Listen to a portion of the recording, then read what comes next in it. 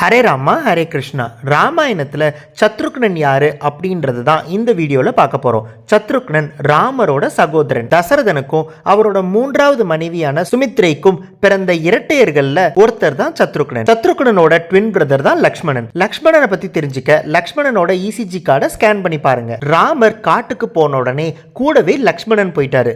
ஆனால் சத்ருக்னன் எப்பயுமே பரதனோட தான் இருந்தாரு. லக்ஷ்மணன் ராமருக்கு எப்படி தொண்டு புரிஞ்சாரோ அதே மாதிரி சத்ருக்னன் கடைசி வரைக்கும் பரதனுக்கு தொண்டு புரிஞ்சாரு. பகவானுக்கு கூடவே இருந்து தொண்டு செஞ்சது அப்படின்னா லக்ஷ்மணன் அப்படின்னு சொல்லலாம்.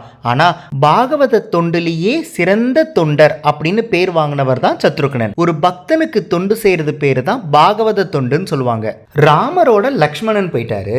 பரதன் அந்த ஆட்சி எனக்கு வேண்டான்னு சொல்லிட்டாரு. அப்போ ஆட்டோமேட்டிக்கா ஆட்சி வந்து சத்ருக்னனுக்கு வருது.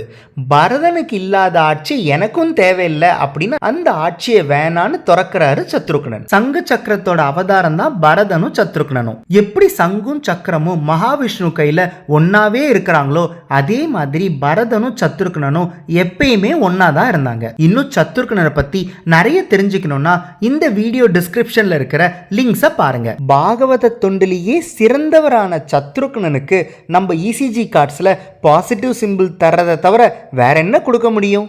ஹரே ராமா ஹரே கிருஷ்ணா.